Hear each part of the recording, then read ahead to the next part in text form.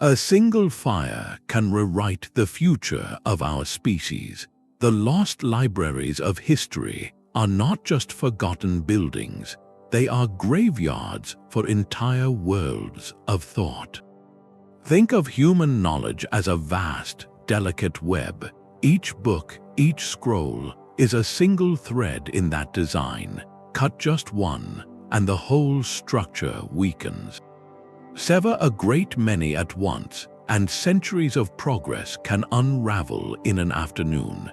Why does this matter to us now, surrounded by digital clouds of endless information? Because the incineration of these archives did far more than destroy old paper. It erased potential futures. It set back our understanding of medicine, astronomy, and the cosmos by generations, actively steering the course of science down a darker, more difficult path. By the end of this exploration, you will understand exactly how the burning of places like Alexandria and Baghdad altered the very fabric of our reality. We will see how the loss of Maya astronomical charts and Indian medical texts created gaps in understanding we are still trying to close. What forgotten discovery, lost to flames over 1,000 years ago, might have changed everything if it had survived. The lighthouse of Pharaohs was more than a beacon for ships. It was a symbol, a promise that in the city of Alexandria, knowledge itself was the most precious cargo. Beneath its guiding light, a quiet revolution was taking place within the walls of the Museum, a temple to the Muses. This was not just a library. It was humanity's first attempt to build a universal archive, a complete collection of every known idea from every known civilization. Royal agents would board trading vessels in the harbor, not to inspect goods but to search for scrolls. Any text found was copied, with a copy returned to the owner, and the original kept for the library's growing shelves. The scale of this ambition is almost incomprehensible. Scholars estimate its collection grew to hold anywhere from 40,000 to 400,000 individual scrolls. Within those papyrus rolls were works of staggering genius now lost to us. There was Aristarchus of Samos, who described a universe with the sun at its center, a concept that would not gain acceptance again for over 1,700 years. There were the complete writings of the pre-Socratic philosophers, men who questioned the nature of reality itself without relying on myth. Advanced mathematics, including theories on conic sections that would later become essential to astronomy and physics, were detailed in texts that simply vanished. The end of this great archive was not a dramatic, single catastrophe, but a slow, agonizing unraveling. A fire during Julius Caesar's siege in 48 before Common Era damaged a warehouse district possibly holding some of the collection. Later political and religious conflicts chipped away at its remains over centuries. The true tragedy is not the burning of a building, but the silencing of those voices. Entire schools of thought, complete lineages of scientific inquiry, were erased. This forced scholars in later ages to spend centuries painstakingly reconstructing ideas that Alexandria had already mastered, a delay that fundamentally altered the pace of human progress. The great library's fate became the archetype, the original ghost story in the long, mournful history of lost knowledge. But if Alexandria was the first great tragedy, the story of Baghdad is where the scale of loss becomes almost unbearable. Centuries later, a new beacon of knowledge rose in the glittering capital of the Abbasid Caliphate. The House of Wisdom was more than a library. It was a grand engine of intellectual progress. Here, a massive, state-funded translation movement was in full swing. Teams of scholars worked to render the great works of Greek, Persian, and Indian science into Arabic, creating a common language of learning. This was a place of vibrant, original thought where the translated past met an innovative future. Within its walls, Al-Khwarizmi systematized algebra, a word derived from his seminal work, and his name itself gives us the term algorithm. The pioneering scientist Ibn al-Haytham, often called the father of optics, conducted experiments here that would shape our understanding of light and vision for centuries. This was a living, breathing university, a place where the river of human knowledge was not just stored but deepened and widened. Then, in the year 1258, the Mongols arrived at the city gates. The siege led by Hulagu Khan was a cataclysm of a different order. Historical accounts describe a horror that transcends the mere destruction of buildings. They say the Tigris River ran black with ink from countless manuscripts thrown into its waters, and red from the profound loss of life that day. The scholars, the translators, the thinkers who were the very lifeblood of the House of Wisdom met a terrible fate. This was not just a fire, it was a deliberate drowning of an entire intellectual culture. The scientific loss here was one of devastating momentum. The meticulous Arabic commentaries that preserved and expanded upon Greek thought, the groundbreaking original research in medicine, astronomy, and mathematics were scattered or erased. A critical link in the chain of knowledge transmission to the West was severed. Progress in entire disciplines simply stalled, forcing later generations to start again from fragments, unaware of how much ground had already been covered. The river of knowledge did not just run dry, it was poisoned at its source. Constantinople stood as a living fortress of memory for over 1,000 years. While Western Europe navigated a period of profound change and fragmentation, the imperial library within the city's great palace served as a bulwark, safeguarding the flame of classical learning. Within its scriptoriums, scribes meticulously copied and recopied the foundational texts of the ancient world, preserving the works of Greek philosophers, Roman historians, and early Christian scholars on durable parchment codices. This was the secure vault where the complete legacy of antiquity was meant to be kept, waiting for a more receptive age. That age, however, arrived not with enlightenment, but with violence from an unexpected quarter. In the year 1204, an army of crusaders, originally bound for Jerusalem, turned its fury upon the Christian capital itself. The Fourth Crusade's sack of Constantinople remains one of history's most profound paradoxes, a destruction wrought from within the same broad cultural sphere. The Imperial Library, with its irreplaceable collections, was a primary target of the chaos. Fires set during the looting consumed unique copies of ancient historians like Livy and Polybius, legal texts that formed the backbone of Roman law, and scientific compendiums that had survived nowhere else. The physical destruction was catastrophic, but the deeper loss was one of continuity. Scholars fled the burning city, clutching whatever manuscripts they could carry, scattering the concentrated knowledge of centuries to the winds. Many of those texts were lost forever on perilous journeys or sold off piecemeal. A fortunate few eventually trickled into the rising Italian city-states, where they would later be rediscovered as exotic treasures from a forgotten past. This trickle provided the partial, fragmented seeds for the Renaissance, but that is the crucial point. The Renaissance had to be a frantic reconstruction project, an archaeology of ideas, because the living bridge to antiquity had been burned.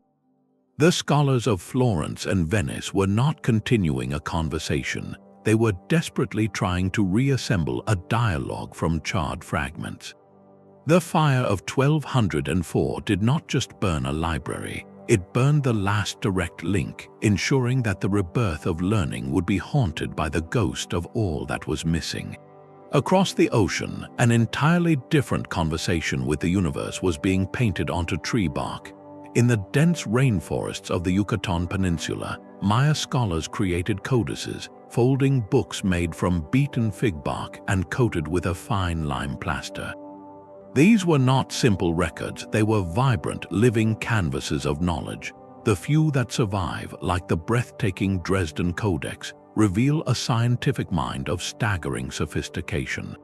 Its pages are a maze of intricate glyphs and detailed charts, containing precise astronomical tables that could predict solar eclipses, and tracked the complex 584-day cycle of the planet Venus with an accuracy that would impress modern astronomers. This was a science deeply interwoven with culture, a dialogue with the cosmos recorded in vivid red and black ink. Then, in the 1560s, a single man decided this dialogue was a threat. The Spanish Franciscan friar Diego de Landa, driven by a fervent desire to replace indigenous belief with his own, launched a systematic campaign against Maya spiritual practice. In a tragic event in the town of Mani, he gathered a vast collection of these bark paper books, along with sacred statues and other cultural items, and set them all ablaze in a great public fire. His own account chillingly notes that the Maya showed great grief and affliction at the burning of their records. This was more than destruction, it was a targeted silencing. The scientific loss is almost impossible to quantify.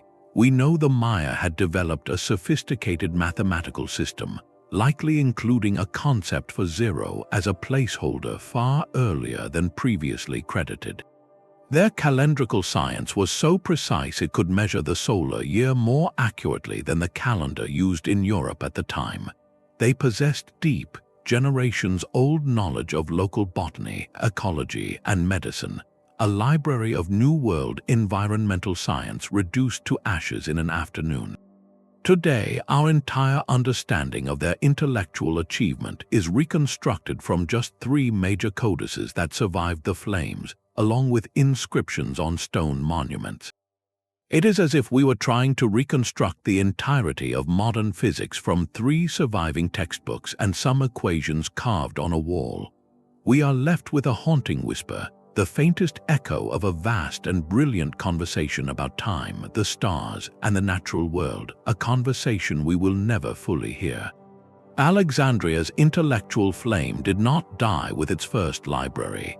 It retreated, smoldering, into the sanctuary of the Serapeum.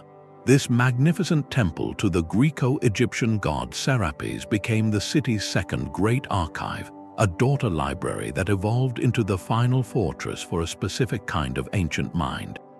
By the late 4th century, the Roman world was transforming, its official faith shifting from a pantheon of gods to the cross. Within the Serapeum's halls, however, the old ways of thinking persisted. This was the last bastion for pagan scholars, particularly the Neoplatonists and Hermeticists, whose work represented a path not taken. Their science was not the sterile, separate discipline we imagine today. It was a holistic, almost mystical pursuit, blending meticulous observation of the natural world with deep spiritual and philosophical inquiry. To study the stars was to contemplate the divine order. To understand a plant's properties was to glimpse the soul of the cosmos. This was knowledge as a sacred, unified whole. Then, in the year 391, Emperor Theodosius I issued a series of decrees outlawing pagan rites. The Great Temple, long a symbol of intellectual resistance, was declared a threat. A Christian mob with state sanction stormed the complex. The Serapeum was razed to the ground, its statues toppled, and its library utterly destroyed. This was a different kind of loss than a random fire or the chaos of war. This was a deliberate, ideological closing of a door. The destruction signaled that certain ways of knowing, certain entire pathways of questioning reality, were now deemed incompatible with the prevailing order. The works burned that day were not just books, they were blueprints for alternative futures of science. We lost the detailed records of those who saw no conflict between experiment and enlightenment, between measuring a planet's orbit and pondering its metaphysical meaning. With the Serapeum's ashes, the eclectic, spiritually infused approach to natural philosophy was effectively erased from the mainstream for over 1,000 years. The event cemented a more monolithic intellectual landscape, one where inquiry would often have to navigate strict boundaries. It demonstrates, perhaps more clearly than any military conquest, how enforced dogma can be as destructive as any army, not just to buildings, but to the very diversity of thought that allows human understanding to grow in unexpected and wondrous directions. The quiet hum of monastic study once filled a campus so vast it resembled a small city. In the fertile plains of ancient India, Nalanda University stood as a beacon of collective intellect, a true Silicon Valley of the ancient world. This was not a single library but a sprawling residential university, a 9-story library complex named Ratnadadhi, the ocean of jewels rising at its heart. Imagine a tower not of stone but of ideas, its shelves holding hundreds of thousands of palm leaf manuscripts, each one a vessel for a specific strand of human understanding. Students and masters traveled from as far as China, Korea, and Central Asia to walk its courtyards, drawn by a reputation for intellectual freedom and depth that spanned every known field. The knowledge curated here was uniquely comprehensive, forming an entire ecosystem of thought. Advanced Indian mathematics, including the groundbreaking works of Aryabhatta, who described the Earth's rotation and the concept of zero, and Brahmagupta, who laid down rules for arithmetic with zero and negative numbers, were preserved and taught here. The library held intricate texts on metallurgy, detailing processes for creating the famed Wootz steel, and vast compendiums on Ayurvedic medicine that documented sophisticated surgical procedures and herbal remedies. Interwoven with this were profound Buddhist philosophical texts that treated logic and epistemology as rigorous sciences. This was a place where healing, mathematics, and metaphysics were seen as connected branches of the same great tree of knowledge. Then, around the year 1200, a Turco-Afghan military commander named Bakhtiar Khilji led his forces into the region. The encounter with Nalanda was not a battle but an erasure. Historical accounts, though varied in detail, converge on a single, horrifying image: the library set ablaze. Some legends say the ocean of jewels burned for months, the accumulated wisdom of 7 centuries turning to smoke and ash. The scientific loss was a decapitation of an intellectual tradition. The most advanced, complete, and original versions of these texts were gone. While some knowledge had already traveled, carried by scholars to Tibet, China, and the Middle East, those copies were often partial, translated, or lacked the crucial commentaries that explained their depth. The nerve center was dead, and the network it sustained was scattered. The destruction of Nalanda did not just burn books, it dissolved a university, a living, breathing institution where knowledge was dynamically created and debated. It ensured that the brilliant, systematic science of the Indian subcontinent would survive the coming ages primarily in fragments and echoes, its full voice forever muted, leaving us to wonder what unified understanding of the universe vanished in that long, slow fire. The story of lost libraries is not only about fires but about quiet fades.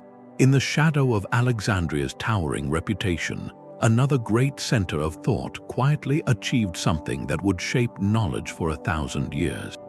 The city of Pergamum, perched on a hill overlooking the Aegean, was Alexandria's ambitious rival.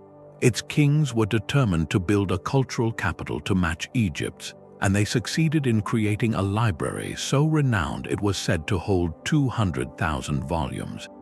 But the most lasting legacy of Pergamum was born from a trade dispute. In a move of intellectual warfare, the Ptolemies of Alexandria embargoed the export of papyrus to their rival, attempting to strangle the rival library's growth. The scholars of Pergamum responded not with surrender but with brilliant innovation. They perfected the use of treated animal skins, creating a durable, flexible writing material far superior to brittle papyrus. They called it Charta Pergamna parchment, a name that echoes the city's own. This was more than a craft, it was a strategic breakthrough that would become the primary medium for preserving Western thought through the Middle Ages. Within their halls, scholarship thrived in specific, vibrant ways. Pergamum became a world leader in the study of medicine, with its physicians making detailed advances in anatomy. Its artists and sculptors developed theories of form and beauty that were studied as serious academic disciplines. This was a distinct intellectual personality, a different school of interpretation and curation than the one in Alexandria. Its slow decline was less dramatic than a sacking, but its finality was just as complete. As the Roman Empire absorbed the region, Pergamum's significance dwindled. Some of its collections were possibly moved to the Library of Alexandria as a prize, while others simply decayed in neglect over the centuries. The loss here is subtle but profound, the loss of a competing voice. When Pergamum faded, a major alternative center for preserving and interpreting the Hellenistic world vanished. This consolidation of ancient texts into fewer and fewer locations, ironically into the very library at Alexandria that had tried to cripple it, created a catastrophic single point of failure. It made the total corpus of ancient knowledge devastatingly vulnerable, a lesson we are still learning today about the perils of failing to back up our most precious data across multiple, dispersed repositories. The invention of parchment ensured knowledge could travel more safely, but the concentration of that knowledge in one place ultimately meant more could be lost in one terrible moment. For over 5 centuries, the Hanlin Academy stood as the quiet, beating heart of Chinese imperial scholarship. Nestled within Beijing's Forbidden City, this was no simple library but the central processor of a civilization's memory. Its scholars, the most brilliant minds of their generation, were tasked with a staggering mission to compile, verify, and preserve the entire written legacy of Chinese thought. Their greatest creation was the Yongle Encyclopedia, a manuscript so vast it defies modern comparison. Commissioned in the early 15th century, it aimed to contain all knowledge from philosophy and poetry to medicine, astronomy, and agriculture. Imagine a single work comprising over 11,000 volumes, each volume a handwritten book, painstakingly copied by teams of scribes. This was not meant for public reading. It was a backup drive for a culture, a sacred repository ensuring that no strand of its intellectual tradition could ever be lost. Yet the first great unraveling came not from foreign armies but from internal turmoil. During the chaotic 17th century transition from the Ming to the Qing dynasty, as rebellion and war swept through Beijing, a significant portion of the Academy's priceless holdings simply vanished. Manuscripts were scattered, looted for their beautiful paper, or destroyed in the fighting. The continuous thread of record-keeping maintained for millennia was abruptly severed. But the final, symbolic catastrophe was yet to come. Just outside the city walls lay the Yuanming Yuan, the old summer palace, a breathtaking complex of palaces, pavilions, and gardens that represented the pinnacle of Qing artistic and architectural genius. It was also a treasury filled with centuries of accumulated cultural treasures and texts. In 1860, during the Second Opium War, British and French expeditionary forces occupied Beijing. In an act of retribution and sheer cultural vandalism, the commanding officers ordered the palace to be looted and then set ablaze. Soldiers filled their pockets with jades and silks while libraries burned. Flames consumed unique manuscripts, intricate maps, and detailed technical treatises that had no copies anywhere else in the world. The loss here represents a double rupture. First, it was a physical annihilation of artifacts that held the keys to understanding China's long, unbroken scientific conversation. We are not just talking about the famous 4 great inventions, but about deep, systematic knowledge. Advanced treatises on hydraulic engineering, meticulous star charts that tracked celestial movements for generations, botanical encyclopedias documenting thousands of plant species and their medicinal uses, all went up in smoke. Second, and perhaps more profound, it was a psychological blow to the very idea of continuity. For a civilization that revered its historical records as a sacred duty to ancestors and descendants alike, the burning of the Yuanming Yuan was more than destruction. It was a desecration of time itself. This event made it immeasurably harder for the world, and tragically for a modernizing China itself, to grasp the full scope and sophisticated coherence of its scientific heritage. Instead of being seen as a continuous, evolving tradition of inquiry, Chinese science was often reduced in the Western mind to a list of isolated curiosities: gunpowder, the compass, paper. The library that burned was the context that connected those dots, the proof of a vast and methodical intellectual enterprise. Its absence created a shadow, a gap in the global story of science where an entire civilization's depth of thought should have been. Buried knowledge takes many forms, but none so perfectly preserved as a library turned to stone. While other archives fell to flame and sword, one collection met a different, almost poetic fate, sealed away by the very earth itself. In the year 79 of the Common Era, the catastrophic eruption of Mount Vesuvius did more than entomb the cities of Pompeii and Herculaneum in ash and pumice. A pyroclastic surge of superheated gas and volcanic mud blasted through the luxurious seaside Villa dei Papiri, carbonizing its contents in an instant. The villa's grand library, a private collection belonging to a Roman aristocrat with Epicurean tastes, was flash-cooked and then entombed under 60 feet of solidified rock. For over 16 centuries, it lay in perfect, silent darkness. Its discovery in the 1750s was a shock to the modern world. Excavators found not crumbled papyrus, but hundreds of scrolls transformed into fragile, blackened cylinders resembling lumps of charcoal.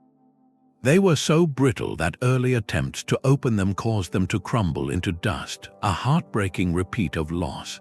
This library was a time capsule, but one we could see yet could not read. The scientific relevance here is profound in its specificity. This was not a great universal archive like Alexandria, but the working library of a single, learned individual. It offers us a rare, intimate snapshot of what a cultivated Roman scholar in the 1st century actually read and valued, primarily Greek philosophical texts, with a strong focus on the works of Epicurus and his follower Philodemus. This single collection hints at the staggering number of such private libraries that must have existed across the Roman world, each a unique constellation of texts, each now utterly vanished. The true modern marvel, however, is not the burial but the resurrection. For decades, these scrolls were considered unreadable, their secrets locked forever behind a carbonized shell. Then science offered a key. Today, an international team of researchers uses advanced technology like high-resolution CT scanning and sophisticated artificial intelligence algorithms to digitally unwrap the scrolls without ever touching them. They are mapping the infinitesimal cracks in the ink, which has a slightly different density than the carbonized papyrus, to detect letters and words hidden within countless virtual layers. It is a painstaking, pixel-by-pixel archaeology of thought. The process symbolizes something beautiful and defiant about the human spirit. It shows that our drive to recover lost knowledge can be as patient and ingenious as the forces that destroy it. While the villa's scrolls contain more philosophy than hard science, they represent a thrilling possibility. Some libraries are not gone, they are merely waiting, suspended in a kind of intellectual amber, for the day we develop the tools to hear their voices again. In the silent, carbonized scrolls of Herculaneum, we find not an ending but the most patient beginning. The carbonized scrolls of Herculaneum represent a physical barrier, a wall of volcanic stone we are slowly learning to see through. But what of the walls built from language itself, from the slow, imperceptible drift of translation and cultural absorption? The fate of the great library at Ctesiphon offers a different kind of ghost story, one not of ash but of fading echoes. As the capital of the mighty Sasanian Empire, Ctesiphon was a glittering metropolis straddling the Tigris River. At its intellectual heart stood the House of Knowledge, a vibrant center of scholarship that served as the guardian of a distinct Persian scientific tradition. Here, teams of scholars worked diligently, not just collecting but actively translating the great works of Greek and Indian science into Middle Persian, known as Pahlavi. This was more than a copying project. It was an act of cultural synthesis, weaving external knowledge into the rich tapestry of Zoroastrian thought, philosophy, and statecraft. The library held original works on advanced medicine, intricate astronomical models rooted in Persian observational records, and sophisticated texts on governance, agriculture, and engineering. It was a complete, self-contained world, written in its own unique script. Then, in the year 637, the armies of the Rashidun Caliphate achieved a decisive victory at the Battle of Al-Qadisiyah, leading to the capture of Ctesiphon. Political order that had nurtured the House of Knowledge collapsed. Now, the common narrative of a library set ablaze is too simple for what happened here. There was no single, catastrophic fire ordered by the conquerors. Instead, the dissolution was administrative and cultural. The library as an institution ceased to function. Its vast collections, no longer supported by the state, began a slow dispersal. Some Pahlavi texts were indeed translated into Arabic by scholars working within the new Islamic civilization, becoming threads in the brilliant tapestry of the later House of Wisdom in Baghdad. But this process of absorption is where the more subtle, and in some ways more profound, loss occurred. When a text is translated, it inevitably changes. Nuances specific to the original language can blur. The philosophical and religious context that gave the knowledge its specific meaning and purpose, the Zoroastrian framework that asked certain questions about the natural world, often did not make the journey into Arabic. The original Pahlavi source materials, no longer copied or taught, gradually molded away, becoming unreadable to later generations. This created a total dependency on the Arabic versions. So, we are left with a haunting question: how much of the original Persian voice was lost in that linguistic transition? We have the later brilliant Arabic commentaries, but the foundational texts, the raw observations and theories composed in the halls of Ctesiphon, are almost entirely gone. This represents a silent erosion, the loss of a source. It is like hearing a beautiful piece of music played by a second orchestra, based on the first orchestra's written score, but having no recording of the original performance.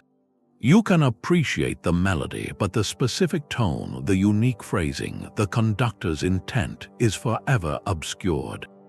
The scientific worldview of pre-Islamic Persia was not destroyed in a day. It was gradually absorbed and transformed, leaving behind a ghostly imprint in later works, a reminder that sometimes the most complete libraries vanish not with a bang, but with the quiet turning of a final, untranslated page. While the great empires burned, knowledge found a fragile refuge in the most unexpected places.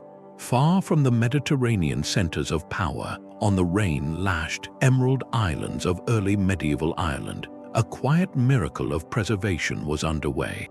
In remote monastic communities like Iona, Clonmacnoise, and Skellig Michael, isolated from the continent's upheavals, scribes bent over their desks in stone huts, their work illuminated only by candlelight and profound dedication.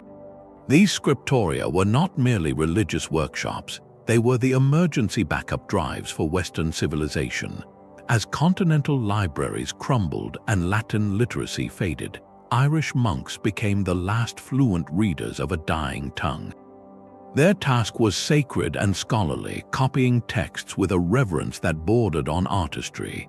They preserved the expected psalters and gospels, yes, but also the unexpected, the vital classical texts that had slipped through the cracks of a collapsing empire. Within the vellum pages they created, one could find the intricate grammar of Priscian, the histories of Orosius, and fragments of early scientific thought from the Roman world. Each monastery developed its own slight variations, its own local glosses and commentaries in the margins, creating unique branches on the family tree of knowledge. This fragile network of light, however, shone brightly in a very dark sea, and it attracted a new kind of storm. Beginning in the late 8th century, the longships appeared on the horizon.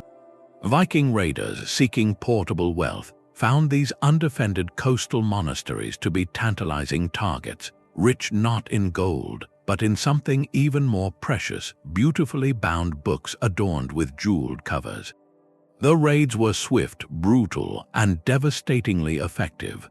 While we celebrate the survival of masterpieces like the Book of Kells, its very existence is a testament to the countless other codices that did not share its fate.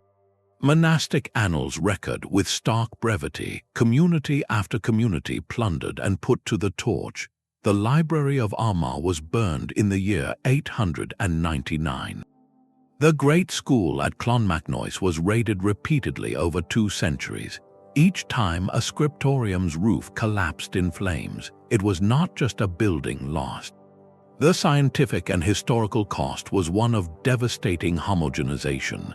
Imagine a tapestry woven from 100 distinct, colored threads, each thread representing a monastery's unique collection and its scribes' interpretations. The Viking raids did not just cut a few threads, they ripped out entire sections, leaving the remaining fabric threadbare and less complex. When a unique copy of a classical text, annotated with local insights, was burned in a raid on Iona, that specific version of knowledge vanished forever. The only surviving copy might be in a different monastery hundreds of miles away with different marginal notes, or worse, it might be the only copy in existence, and now it was gone. This relentless winnowing made the entire pool of post-Roman knowledge in Europe shallower. Diversity of thought and interpretation, the very engine of intellectual progress, was systematically reduced. What remained was a more standardized, narrower stream of texts that managed to survive by chance or by being carried inland to safer ground. The light from these isolated beacons was not just dimmed, it was extinguished in scores of places, ensuring that the rekindling of learning on the continent would later have to begin from a much smaller, less varied, and more fragile set of sparks.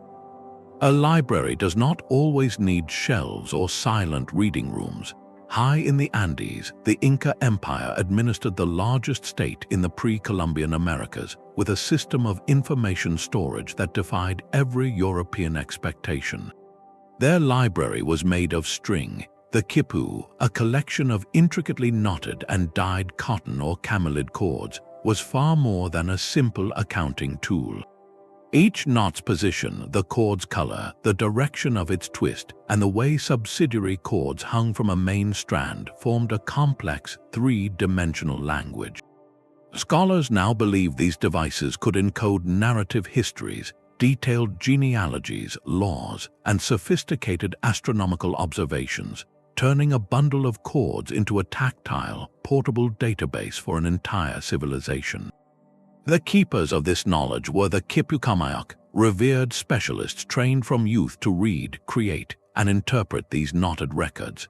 They were the living librarians of an empire that had no written script, the human processors who could translate physical patterns into vital information about crop yields, population censuses, and celestial cycles. Then came the Spanish conquest in the 16th century, viewing the kippers as idolatrous objects or tools of a pagan state. The colonial authorities launched a systematic campaign to eradicate them and break the power of the Kitabkhana. Many masters were persecuted, their cords confiscated and burned in great public demonstrations meant to shatter the backbone of Inca administrative memory. This was not merely a burning of books, it was the targeted silencing of an entire language of thought. The loss here is of a different, more profound dimension. We did not just lose data, we lost the very syntax. It is the difference between losing a book written in English, a language we still understand, and losing the only key to a cipher that organized reality in a way we have never considered. The Khipu represented a complete, non-linear, tactile epistemology, an alternative way of cataloging the world that wove numbers, stories, and commands into the same physical object. Without the masters to teach us, the hundreds of kippus that survive in museums today are largely mute. We can see the knots, we can analyze the patterns with computers, but we cannot hear the stories they tell. The void this created is staggering. How did the Inca coordinate their vast road network and storehouse system without a single written memo? How did they track complex astronomical cycles to plan their agricultural and ceremonial year? The answers were tied in those chords, and with their meaning severed, our understanding of how a sophisticated empire functioned is forever incomplete. This is perhaps the ultimate epistemological tragedy, the loss of not just information, but of an entire framework for thinking, leaving us to wonder what revolutionary concepts of mathematics, governance, and cosmic order simply unraveled when the last Khipu took his knowledge with him. The silence of the Andes is one kind of mystery. The slow scattering of a library into 1,000 private hands is another. In the 16th and 17th centuries, as the Mughal Empire reached its dazzling zenith, its emperors cultivated a world of such intellectual opulence it still takes the breath away. These were not merely conquerors but obsessive connoisseurs. Within the palace walls of Agra, Delhi, and Fatehpur Sikri, the royal Kitabkhana or book house was a universe of ink, gold leaf, and profound inquiry. Emperor Akbar, himself illiterate but insatiably curious, maintained a workshop of hundreds of calligraphers, painters, gilders, and binders, all dedicated to creating and collecting masterpieces. The shelves groaned under the weight of illuminated Persian epics, Arabic medical encyclopedias, Sanskrit astronomical tables known as Zij, and Turkic poetry, all bound in silk and stamped with gold. This was a truly integrated knowledge system, where a single volume might contain a precise diagram of a planetary orbit next to a philosophical verse, each page a work of art supporting a foundation of science. The scientific texts were particularly breathtaking. Advanced treatises on Unani medicine, a system blending Greek, Persian, and Indian wisdom, detailed complex surgical procedures and herbal pharmacopoeias. Artists trained in meticulous observation produced botanical and zoological illustrations of astonishing accuracy, creating a visual database of the subcontinent's natural world meant for both beauty and study. The library was the empire's intellectual crown, a symbol that true power resided in understanding, yet an empire's strength is also its vulnerability. As Mughal political power waned in the 18th century, the great libraries lost their primary protector. Then came the hammer blow. In 1739, the Persian conqueror Nader Shah descended upon Delhi. His sack of the city was not just a military victory, but a methodical stripping of its soul. The legendary peacock throne, encrusted with gems, was carried away as plunder. Alongside it, in chests and sacks, went countless manuscripts from the imperial collections. This was not a burning, but a great scattering. The scientific loss was one of fragmentation and context. A complete set of astronomical observations, painstakingly recorded over generations, might have its volumes separated, with one ending up in a library in Isfahan, another in a private collection in Kabul, and a third lost to decay on a dusty caravan route. The exquisite botanical illustrations were torn from their accompanying explanatory texts, becoming beautiful but orphaned artworks in distant palaces. The integrated system, where medicine connected to astronomy and both were framed by philosophy, was shattered into disconnected pieces. Knowledge that had been curated as a cohesive whole now existed only in fragments, its unifying logic broken. These scattered treasures now sit in museums and private holdings across the globe, celebrated for their artistry but rarely understood as parts of a grand, purposeful scientific project that once pulsed at the heart of a mighty empire. The library was not destroyed, it was dissolved. Its brilliant constellation of ideas pulled apart until the pattern they formed became impossible for anyone to ever see again. Fire could still find a library, even in a nation built on the idea of a new beginning. In August 1814, the young United States was engulfed in a second war with Britain. As British forces advanced on Washington, D.C., the mood in the capital was one of panic and retreat. government officials fled, leaving the still unfinished Capitol building largely undefended. Inside its walls sat the entire collection of the Library of Congress, a modest assembly of 3,000 volumes intended to serve the legislative needs of the new republic. It was a practical working library, not an ancient archive, but its symbolic weight was immense. It represented the young nation's commitment to reason and informed governance. Then the Redcoats entered the city. In an act of retaliation for American raids in Canada, British officers gave the order. Furniture was piled high in the House of Representatives chamber, set alight, and the flames quickly spread. The Capitol's interior was gutted, its wooden structures consumed, and with them every single book and manuscript Congress owned. The loss was absolute. This was not an ancient scroll in a distant desert, but a modern collection in a modern capital, burned in a conflict between modern nations. The event shattered any illusion that the vulnerability of knowledge was a relic of a more brutal past.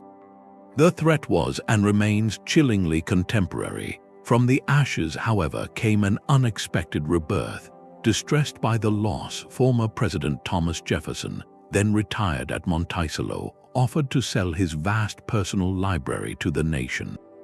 Jefferson's collection was of a completely different character than the one that burned. It was not a narrow, legal reference library, but a reflection of one of the Enlightenment's most expansive minds. His 6,400 volumes covered architecture, science, philosophy, geography, and even cookbooks in multiple languages. Congress, after some debate, purchased it, and this eclectic foundation became the new seed for the Library of Congress. The institution was reborn, but it was reborn differently. Jefferson's library gave it a universal, philosophical scope from the very start, setting it on the path to become the de facto national library it is today. This near tragedy underscores a profound and recurring tension in the story of lost knowledge. Destruction can force a renaissance, a rebuilding that is sometimes even more ambitious than what came before. But that new creation always carries the ghost of the old. The original collection's unique character, its specific focus and assembly shaped by its first curators, is gone forever. We gain a magnificent, sprawling new library, but we forever wonder about the particular intellectual fingerprint of the one that burned. The flames of 1814 remind us that every act of preservation is also a race against a clock that is always ticking, a lesson written not in ancient ash, but in the still visible scars on the walls of the United States Capitol. The 20th century offered no immunity from this ancient pattern. In the coastal city of Jaffna, Sri Lanka, a modern building of graceful arches and quiet reading rooms stood as a proud testament to a community's intellectual aspirations. The Jaffna Public Library, inaugurated in 1959, was no dusty relic. It was a vibrant, living center, its shelves growing to hold over 97,000 books and unique manuscripts. It became the heart of Tamil cultural and scholarly life on the island, a sanctuary where students, historians, and scientists could access a world of ideas. Its most precious holdings were irreplaceable records of regional knowledge, ancient palm leaf manuscripts called ola, which contained centuries of local history, literature, and scientific observation. These were not duplicates of texts held elsewhere. They were the sole custodians of a specific intellectual heritage, detailing unique approaches to traditional medicine, recording generations of astronomical observations of the South Asian sky, and preserving literary forms found nowhere else on Earth. Then, on a night in June 1981, that sanctuary was violently breached. A political mob, amid rising ethnic tensions, surrounded the library and set it ablaze. Firefighters were reportedly prevented from reaching the scene. This was not collateral damage from a battlefield, nor the chaotic looting of a fallen capital. It was a deliberate, calculated act of ideological arson. The inferno consumed everything: the modern books, the rare colonial documents, and the fragile, centuries-old palm leaves turned to ash in a few hours. The loss was absolute and chillingly specific. An entire region's written memory, its detailed dialogue with its own environment and history, was erased in a single night. This event forces a terrible recognition. The burning of libraries did not end with the ancient world or with medieval conquerors. The impulse to destroy a repository of knowledge as a weapon in a conflict over identity and power is a living, modern malignancy. A library's very power as a symbol of a community's continuity and intellect makes it a target for those who wish to negate that community's existence. The emptiness left in Jaffna is a stark, contemporary monument to an age-old tragedy, proving that the vulnerability of collective memory is not a flaw of the past, but a persistent condition of the human present. When knowledge is seen not as a shared human inheritance but as the property of a single group, its destruction becomes a tactic. The flames in Sri Lanka illuminated a grim truth that in the modern era, the greatest threat to a library may not be neglect or natural disaster, but the calculated decision to make a people forget who they are.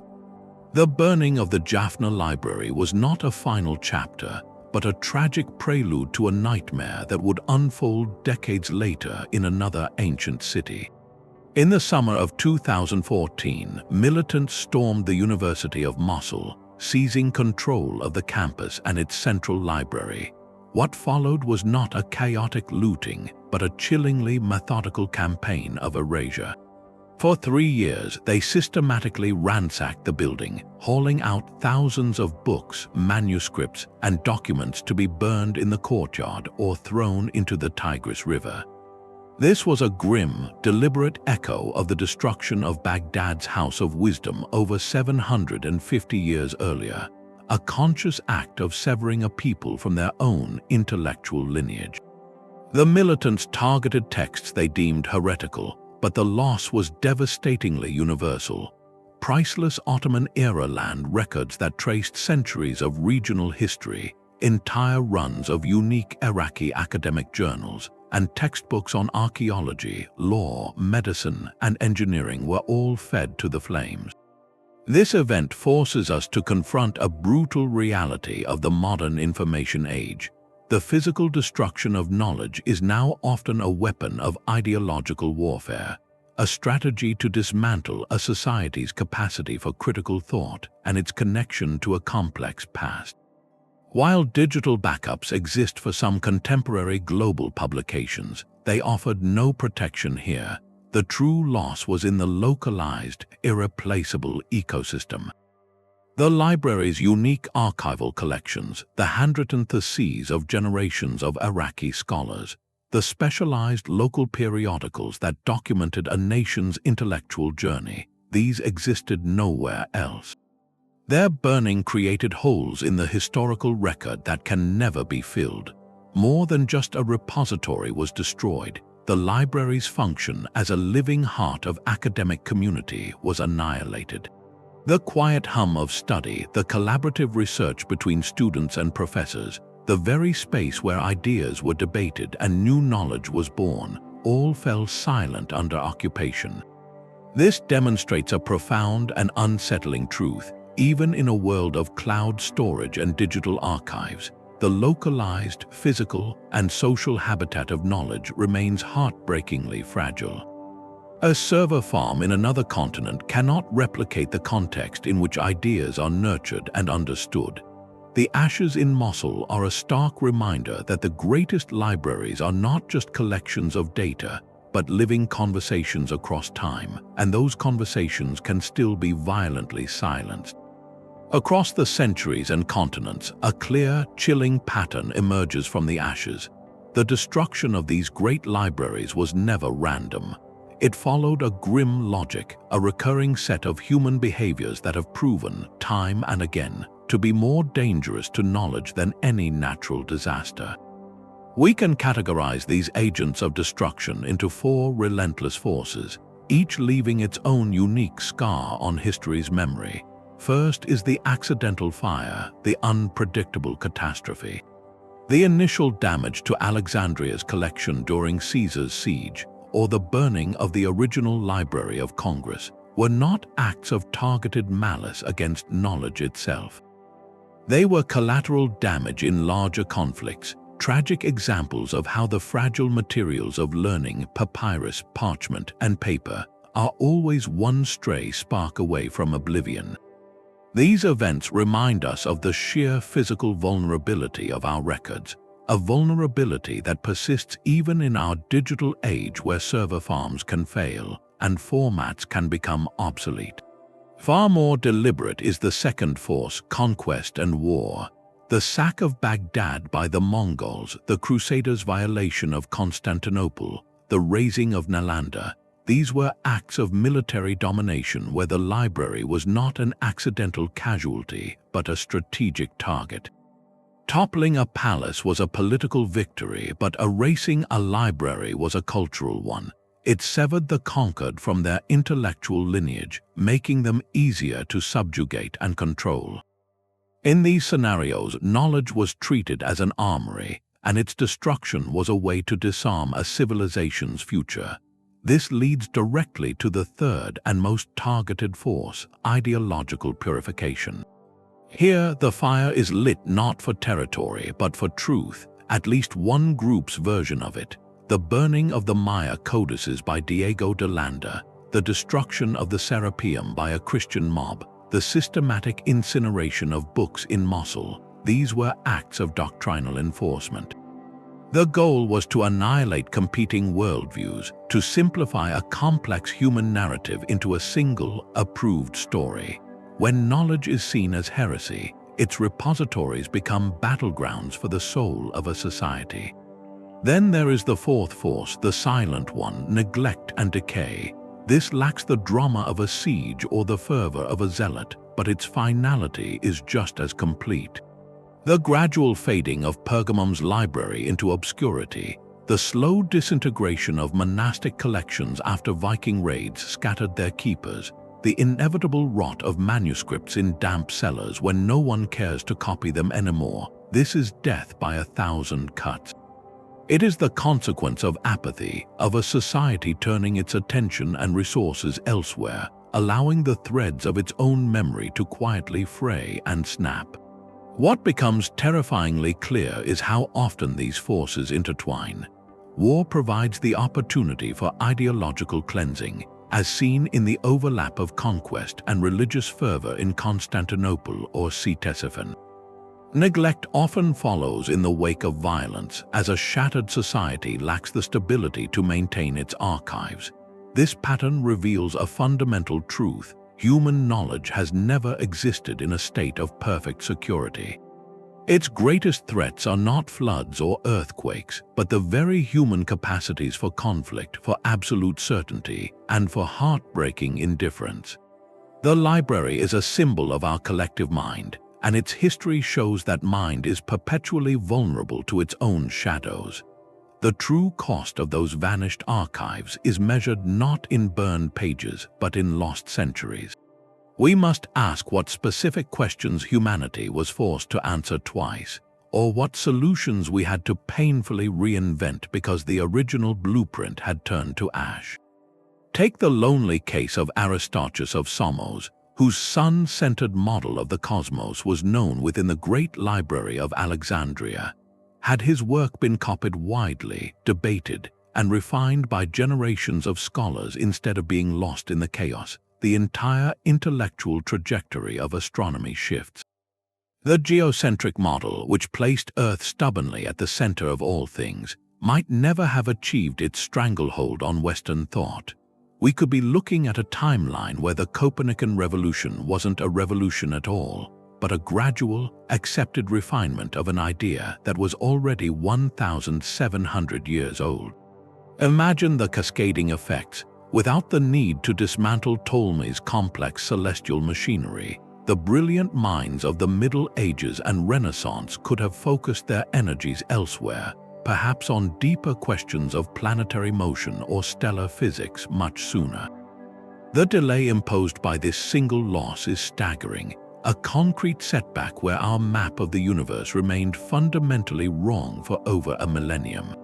Chemistry faced a similar derailment. Within the House of Wisdom in Baghdad, scholars were not merely translating Greek alchemical texts, they were advancing them. The pioneering work of Jabir ibn Hayyan, known in the West as Geber, involved meticulous experimental procedures for distillation, crystallization, and filtration. His corpus was vast, detailing early understandings of acids and the preparation of new substances. When the Mongols sacked Baghdad, this thriving experimental tradition was shattered. The most advanced chemical knowledge in the world was scattered or destroyed, severing a direct line of progressive inquiry. While some texts survived and later influenced European alchemists, the loss of the central, collaborative school in Baghdad meant that the birth of modern, systematic chemistry as a science was likely delayed by centuries. Researchers in later eras had to rebuild that foundation from fragments, repeating experiments and struggling to recapture insights that had once been methodically recorded. Perhaps the most personal cost was in the field of medicine. The libraries of Nalanda and other Indian centers held the complete, systematic texts of Ayurveda, detailing complex surgical procedures, advanced plastic surgery techniques like rhinoplasty, and a profound pharmacopoeia built on millennia of botanical observation. At the same time, the complete works of Greco-Roman physicians like Galen, with their detailed anatomical studies, were preserved and expanded upon in places like Alexandria and later Baghdad. The burning and scattering of these collections did not just lose old recipes, it broke the continuity of clinical knowledge. Imagine a world where the intricate surgical tools described in the Sushruta Samhita, a text that survived only in partial copies outside India, had been studied and improved upon continuously across continents. Consider if the advanced understanding of herbal anesthesia and sterilization practices had been part of a global medical dialogue instead of being isolated and then forgotten. The setback here is measured in human well-being. Progress in combating infection, performing successful surgeries, and understanding human anatomy was forced to start over from a much lower baseline in many parts of the world. Diseases that might have been managed sooner, surgical techniques that could have been perfected, all remain trapped in the past, awaiting rediscovery. These are not idle speculations. They are serious counterfactuals that reveal the active, negative role these disasters played. Each burned library didn't just create a passive gap in our records, it actively redirected the river of scientific inquiry down a narrower, more difficult channel. It forced genius to be spent on recovery rather than on true discovery. It made the scientific method, when it finally emerged, have to clear away far more rubble before it could begin to build anew. The legacy of those flames is a timeline of human understanding that is not a smooth, upward curve, but a line scarred by deep, unnecessary troughs, valleys of ignorance we carved for ourselves with every library we failed to protect. Yet from the smoke of every great burning, a few precious fragments always escaped. The history of human knowledge is not only a chronicle of loss, but a testament to the quiet, stubborn work of salvage. For every library that fell, there were always a few who understood the gravity of the moment, scholars and scribes who became smugglers of thought, risking everything to ensure a single thread of the great tapestry remained unbroken. Their methods were not grand, but they were effective. They worked in the margins through secondary citations and desperate translations, creating a fragile but vital lifeline across the centuries. When an author in the ancient world wrote a commentary or a compendium, they would often quote directly from their sources. The original work might later vanish in a fire, but its core idea, a crucial paragraph, or a revolutionary formula could live on, embedded like a fossil within the text of a later writer.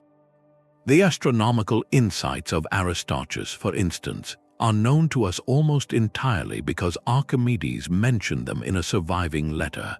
We possess only a ghost of the original, a reflection in a mirror that did not break.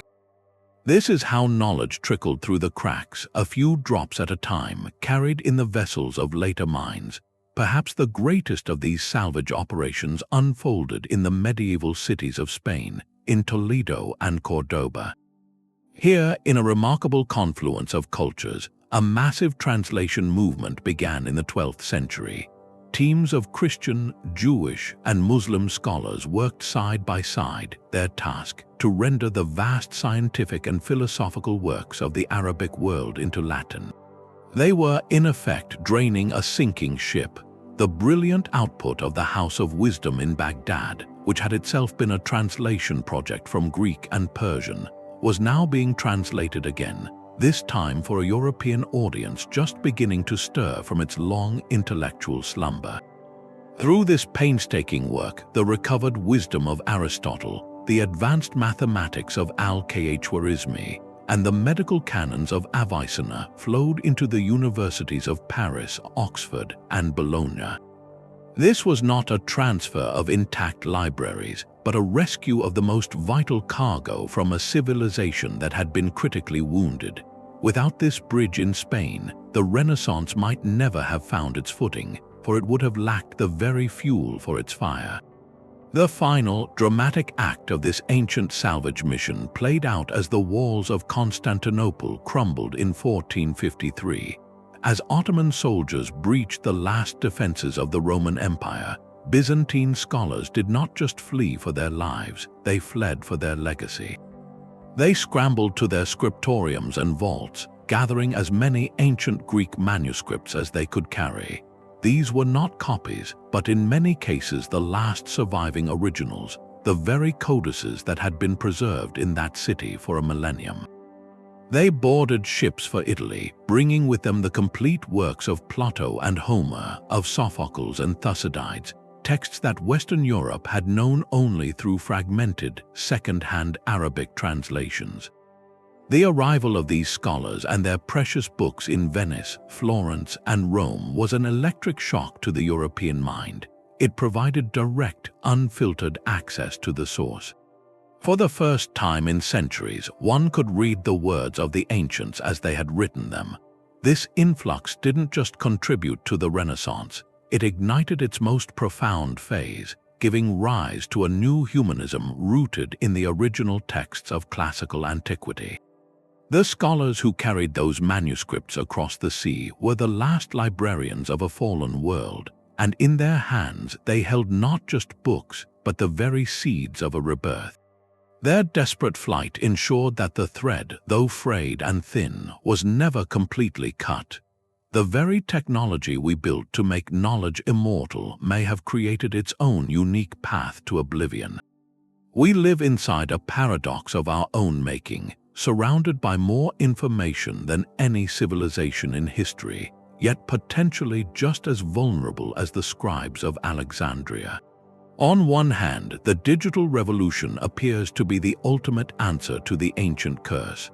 Our archives are now decentralized, scattered across millions of servers in data centers from Nevada to Singapore. A single text can be replicated perfectly billions of times in an instant, accessible to a student in Jakarta as easily as to a professor in Berlin. The dream of the Universal Library, which drove the Ptolemies to scour every trading ship, is now a mundane reality in the palm of our hand. This feels like security, a permanent victory over fire and sword. But this security is an illusion built on a foundation of profound new fragilities. Our knowledge no longer lives on durable parchment or even acid-free paper. It exists as patterns of magnetic charge on spinning disks or as electrical states in silicon, utterly dependent on specific, rapidly evolving software to be interpreted. A format invented 20 years ago can already be a digital ghost, a file format that no modern program can open, rendering the information inside as inaccessible as a scroll locked in a carbonized shell. This is obsolescence as a slow, silent fire. Then there are the active, malicious threats. A sophisticated cyber attack, whether launched by a state or a criminal syndicate, could theoretically corrupt or delete vast swaths of our collective digital memory in minutes, not months. It would be a sacking without soldiers, an erasure performed from a keyboard halfway around the world, and our new library has gatekeepers. While no single emperor controls it, a handful of massive corporations control the platforms where our public discourse and much of our research now reside. Their servers are the new scriptoriums, and their shifting policies or commercial failures can decide what knowledge remains visible and what vanishes into the digital void. Most terrifying of all is the physical infrastructure that underpins this entire ethereal world. Our global cloud rests on a fragile electrical grid. A massive solar flare, a high-altitude electromagnetic pulse, or sustained regional conflict could collapse the networks that connect these data centers, effectively severing our access to the very backups we rely on. In a grim irony, a single catastrophic event could now achieve what took Hulagu Khan years of campaigning, but on a planetary scale. The Mongol destruction of Baghdad was localized, however horrific. A digital dark age would be universal. So, are we safer? In one sense, yes, because copies are everywhere. But we have traded the vulnerability of the single, precious object for the vulnerability of the entire system. Our knowledge is now more diffuse but also more homogenized, stored in a handful of standardized, corporate-controlled formats, and dependent on a constant, uninterrupted flow of power and protocol. We have not ended the age of great library burnings. We have simply digitized the kindling and entrusted the matches to a complex web of technology we do not fully control. The next great silence may not come with the smell of smoke, but with the quiet hum of a server farm going dark. The lesson of the ashes is not one of passive mourning, but of active responsibility. If the collected knowledge of our species is our common heritage, a legacy belonging to no single nation or era, then its preservation becomes a profound ethical duty for us all. This history screams a clear warning. Complacency is the quiet accomplice to oblivion. We can no longer afford to assume our current methods are permanent, or that someone else is safeguarding the record. The mandate that emerges from the smoke of Alexandria and Baghdad is straightforward. We must back up civilization. This is no longer a metaphor. Modern initiatives have taken this imperative to heart, transforming it into global action. Programs like the UNESCO Memory of the World program work to identify and protect documentary heritage of universal significance, from ancient manuscripts to early film reels, raising them from national treasures to shared human concerns. Meanwhile, projects like the Internet Archive function as a non-profit digital library of Alexandria for the modern age, tirelessly capturing and storing snapshots of the entire web, books, software, and moving images, creating a distributed backup against loss. The most resilient strategy mirrors nature's own redundancy. Distributed digital preservation networks now store copies of critical data across multiple continents, in different political jurisdictions and on various media types, ensuring that no single point of failure, whether a natural disaster, a cyber attack, or political instability, can erase our memory. This multi-format, multi-location approach is the practical embodiment of the ethical lesson. It acknowledges that parchment burns, hard drives fail, and formats become unreadable, so our only defense is constant, vigilant duplication. Funding these efforts, supporting open access repositories, and advocating for the preservation of knowledge in all its forms is no longer a niche academic interest. It is a civic duty, a direct response to the ghosts of 100 lost libraries. Their silence charges us with a simple, urgent task to ensure the conversation never stops, that the light of understanding once kindled is never left to a single, flickering flame. The true impact of a library's destruction is not measured in scrolls or square feet, but in the silent space it leaves within a culture's mind. When a great archive burns, it does more than erase information. It inflicts a deep, collective psychological wound, a trauma that echoes through generations and reshapes how a people remember themselves.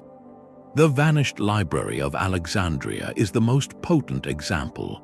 It has transcended its own history to become a universal symbol, a byword for tragic, romantic loss. We speak of another Alexandria not to cite a historical fact, but to evoke a feeling, a profound melancholy for wisdom that slipped through our fingers. This cultural memory operates on two powerful, opposing currents. On one hand, it can foster a sense of tragic destiny, a narrative that civilization is fragile and progress is always shadowed by the threat of sudden, senseless reversal. Yet from that very same memory springs a fierce, almost defiant determination to preserve, to build anew, to ensure such a rupture never happens again. The trauma of loss becomes the fuel for future guardianship. This psychological dimension creates distinct ghosts in our historical narrative. These are not spirits, but haunting absences, entire fields of inquiry or brilliant figures we know existed only by the empty space they left behind. We have the names of authors whose works are cited by others, but whose own volumes are forever missing. We see the outlines of sophisticated technologies or theories referenced in passing, their details lost, leaving us with only the silhouette of a forgotten genius. These ghosts challenge the comforting story of human progress as a straight, inevitable line upward. They introduce fractures, moments where the path forked and the brighter road was deliberately blocked or accidentally abandoned. Our fascination with these lost libraries stems from this rupture. They represent the ultimate what might have been, a tantalizing glimpse of alternative intellectual futures that were erased before they could blossom. This haunting is not a passive sorrow, but an active force in culture. It shapes identity, often casting a civilization as either a tragic guardian of lost glories or a resilient survivor of cultural vandalism. The story a group tells about its own lost knowledge becomes a cornerstone of its self-understanding, a myth that explains both its vulnerabilities and its enduring spirit. To understand why the burning of a library in Baghdad 1,000 years ago or in Jaffna 40 years ago still feels viscerally painful today is to recognize this deeper truth. We are not just mourning burned paper, we are mourning a version of ourselves that never got to exist, the collective mind we could have been if those threads of thought had remained unbroken. That ghost lingers, a quiet question mark at the end of every history, reminding us that our story is not just one of accumulation, but of perpetual, fragile recovery. But the story does not end in the ashes. It continues in the quiet hum of a particle accelerator. Today, the most profound frontier in the history of knowledge is not discovery, but recovery. A technological detective story where scientists are learning to read the unreadable. The carbonized scrolls from the Villa dei Papyri in Herculaneum, once considered hopeless artifacts, are now at the center of this revolution. Researchers are using a technique called X-ray phase contrast tomography, often at powerful synchrotron facilities. Think of it as a medical CT scan, but infinitely more sensitive. It can detect the subtle, raised texture of ancient ink on papyrus, even when both are entirely carbonized into the same material. This creates a three-dimensional map of the scroll's internal structure, layer by fragile layer. Then, sophisticated artificial intelligence algorithms take over, trained to recognize the faint patterns of Greek letters within that digital cloud of data. They are performing a virtual unwrapping, peeling back centuries of volcanic entombment without ever touching the physical object. This is not science fiction, it is happening now. In 2023, a 21-year-old computer science student used a machine learning model to identify the first complete word from a scanned Herculaneum scroll, the Greek word for purple. It was a signal from the silence, a single letter emerging from the void. proving that the library buried by Vesuvius could finally begin to speak. Another powerful tool is multispectral imaging. For centuries, medieval scribes, facing a shortage of parchment, would scrape clean older manuscripts and write new texts over them. These recycled books are called palimpsests, and they hold ghosts within their pages. To the naked eye, only the newer writing is visible, but under different wavelengths of light, from ultraviolet to infrared, the older, erased ink can fluoresce, revealing itself like invisible ink held to a flame. This technology has resurrected monumental losses. It allowed scholars to recover the only known copy of a seminal work by the ancient Greek mathematician Archimedes, which had been overwritten with a prayer book in the 13th century. From that palimpsest, we recovered his groundbreaking method for calculating areas and volumes, a concept that foreshadowed calculus by nearly 2,000 years. Each recovered line is a second chance, a correction to the historical record we thought was permanent. Beyond reading physical objects, there is a grander, more distributed form of reconstruction underway. Historians are now building digital libraries of the lost. They scour surviving texts from across the globe, collecting every quotation, every footnote, every passing reference to a vanished work. By aggregating these fragments, these scattered echoes, they can begin to piece together the silhouette of the original. It is a scholarly jigsaw puzzle where most of the pieces are missing, but the emerging outline can be startlingly clear. We may never hold the complete book of a philosopher whose work was burned in Alexandria, but by compiling every mention of their ideas by later Roman or Arabic commentators, we can reconstruct their core theories, their intellectual personality. This digital archaeology of information turns every surviving book into a potential clue. A medical text preserved in Armenia might quote a passage from a Persian manual burned in Ctesiphon. A Byzantine encyclopedia might contain a summary of a geographical treatise lost in the sack of Constantinople. By connecting these dots across time and space, we weave a new, resilient net to catch what once slipped through. This shift transforms the narrative from one of pure mourning to one of active, hopeful sleuthing. We are no longer passive witnesses to loss. We are becoming archivists for ghosts, using the tools of our age to listen for whispers in the carbon and sea patterns in the erasure. Every scroll virtually unrolled, every palimpsest brought to light, every fragment digitally reassembled, is a defiance of that ancient logic of fire and sword. It proves that while knowledge can be buried, scattered, or silenced, the human drive to recover it, to reconnect the broken threads of our collective story, is a force just as persistent and ingenious. The work is painstaking, often measured in single words recovered over years of effort. But each word is a victory, a tiny, defiant light reclaimed from a darkness that has lasted for millennia. The grandest library begins as a single book on a shelf. While we mourn the vanished archives of empires, an equally profound loss happens in quiet anonymity, in the private studies and cluttered desks of thinkers whose names history never recorded.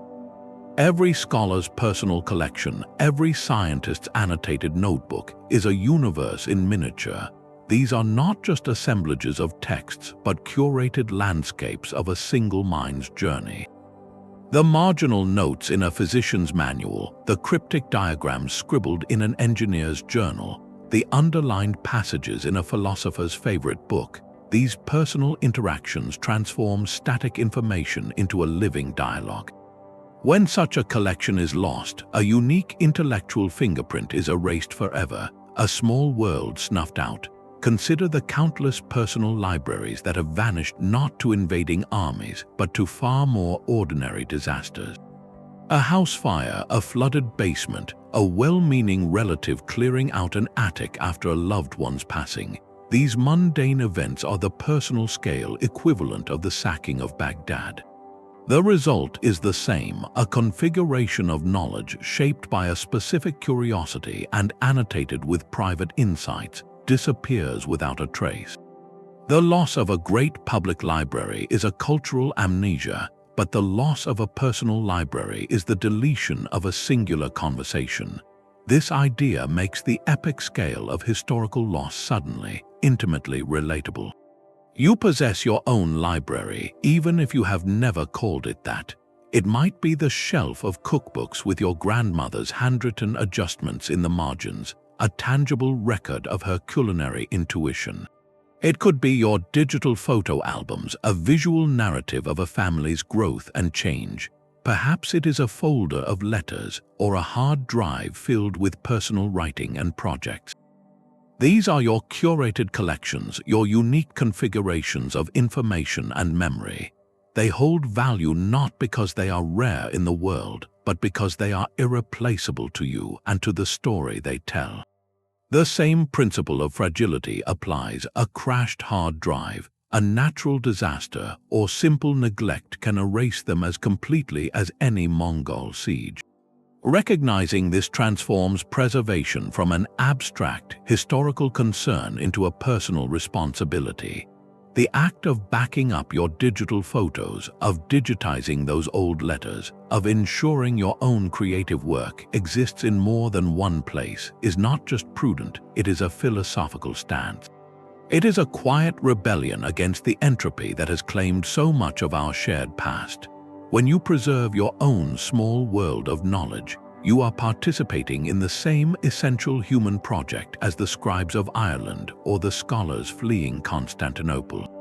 You are declaring that this thread of understanding, however personal, is worth saving from the silent, waiting fire. It is a reminder that the great tapestry of human knowledge is woven not only from monumental discoveries, but from billions of these tiny, fragile, irreplaceable threads. Building a library to survive the next ice age is not science fiction, but a serious design challenge. The question is no longer about preserving knowledge for our grandchildren, but for a civilization 10,000 years from now, a span of time that makes the gap between us and the pyramids feel like yesterday. What single archive would we choose to encapsulate the totality of human achievement for beings we cannot possibly imagine? Would it be a snapshot of our digital commons, a complete dump of Wikipedia and the open internet? Would it be the blueprint for life itself, the sequenced human genome and those of every critical plant and animal? Perhaps it would be a practical survival kit, the schematics for generating electricity, purifying water, or smelting metal from ore. The selection process itself becomes a brutal mirror, forcing us to ask what knowledge is truly essential, what defines our species beyond its artifacts. This is the ultimate thought experiment in legacy, and it reveals that our greatest obstacle is not the what but the how. How do you build a book that never decays? Paper is out, parchment is out, even our most advanced hard drives and solid-state memory have lifespans measured in decades, not millennia. The solutions proposed are as breathtaking as they are humble. Projects like the Long Now Foundation's Rosetta Disk take inspiration from ancient stone. They etch microscopic text onto a 3-inch nickel disc, with over 13,000 pages of documentation in over 1,000 human languages, all readable with a simple optical microscope. The medium is inert, immune to electromagnetic pulses, water, and time itself. Other researchers are looking to the original data storage system, deoxyribonucleic acid. They are encoding digital information from sonnets to scientific papers into synthetic strands of DNA, a molecule proven to preserve information for tens of thousands of years in fossilized remains. A single gram could theoretically hold the entire contents of the internet, yet the medium is only the first puzzle. We must also solve the codex. Future archaeologists might hold a perfectly preserved nickel disc or a vial of synthetic genes, but without the key to interpret it, they hold only a beautiful artifact. Any library for eternity must include its own instruction manual, written in a language that transcends our own. This likely means a system of progressive primers, starting with universal concepts, mathematics and basic astronomy, using pictorial symbols to slowly build up to more complex linguistic and technical ideas. It is a pyramid of understanding where each layer unlocks the next. This monumental exercise exposes the raw nerve of our entire history of loss. The ancients faced the same core problem with clay and papyrus: how to make knowledge outlast the polity, the religion, the very language that created it. We have simply upgraded the materials while the existential challenge remains unchanged. Our failure to solve it definitively is written in every ash heap of a lost library. A 10,000-year archive forces a humbling admission. We are still temporary custodians in a very long conversation, and our most vital task may be to ensure the next voice, however distant, can still understand what we were trying to say. The final and perhaps most haunting cost of a burned library is measured in silence. It is not just the loss of words that were written, but the loss of all the words that were never written because of them. For every scroll consumed in the fire of Alexandria or scattered in the sack of Baghdad, an invisible chain of inspiration was broken. Imagine a young student in the reading rooms of Nalanda, her mind ignited by a passage on mathematical infinity. That spark could have led to a theory, a book, a school of thought that reshaped how we understand the fabric of reality. That potential future turned to ash alongside the physical manuscript.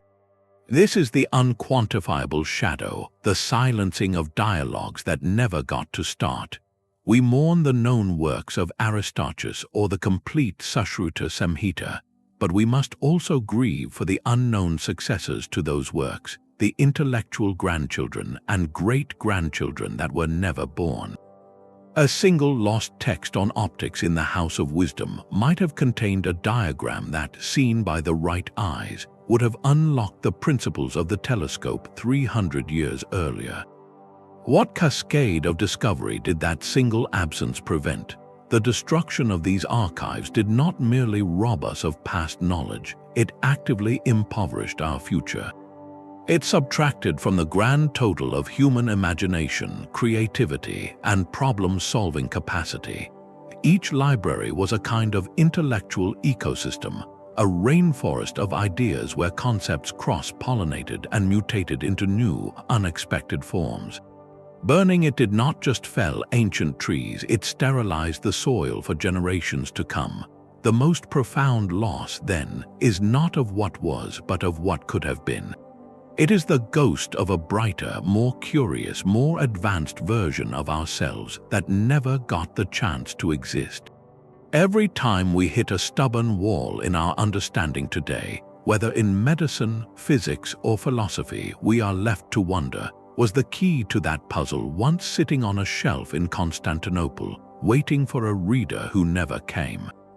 That lingering question is the true legacy of the flames, a permanent reminder that our progress is not just built on what we save, but forever haunted by what we failed to protect. We stand now in the quiet after the fire, surrounded by the echoes of what was lost. The journey through these vanished archives leaves us with a humbling truth. Our entire scientific and cultural inheritance rests on a foundation that is not solid, but profoundly fragmented. Each blackened scroll, each river of ink, each silent scriptorium represents a fracture in the timeline of human understanding. We are not the heirs to a complete library, but to a salvage operation that has been ongoing for millennia. Our current knowledge is not a given, it is a constant, fragile achievement, rebuilt piece by piece from the fragments that escaped the flames.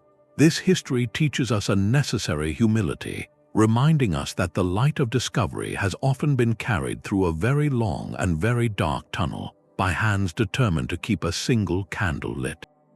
The ghosts of Alexandria, Baghdad, and Nalanda are not just specters of the past, they are mirrors. They show us the consequences of our own complacency, our own conflicts, and our own capacity for indifference. In their silence, they impart a profound and urgent responsibility. To remember them is not merely an act of historical mourning, it is a call to become better stewards. It challenges us to actively preserve, to deliberately diversify, and to relentlessly democratize access to knowledge in our own time. This is the legacy we must now carry forward. So let the final image in our minds not be of a burning library, but of the countless hands that have worked against that darkness. The scribe in a rain-lashed monastery, carefully copying a text he knows exists nowhere else. The scholar in medieval Toledo, translating a complex astronomical term to bridge two worlds. The modern programmer writing an algorithm to digitally unwrap a carbonized scroll. The volunteer digitizing a community archive, or a parent saving a family story. These are the quiet, essential acts of preservation that weave the fragile net which holds our collective memory. The question now passes to us. We are all potential keepers of this flame. What knowledge will you choose to preserve, to share, or to help rediscover? It might be as grand as supporting a digital archive, or as personal as documenting a loved one's story. Every act of preservation, no matter how small, is a stitch in the tapestry, a defiance of the ancient logic of loss. The future of our shared scientific and human journey does not rest in a vault somewhere, waiting to be discovered. It depends, quite literally, on the choices we make today, on what we decide is precious enough to save and brave enough to pass on.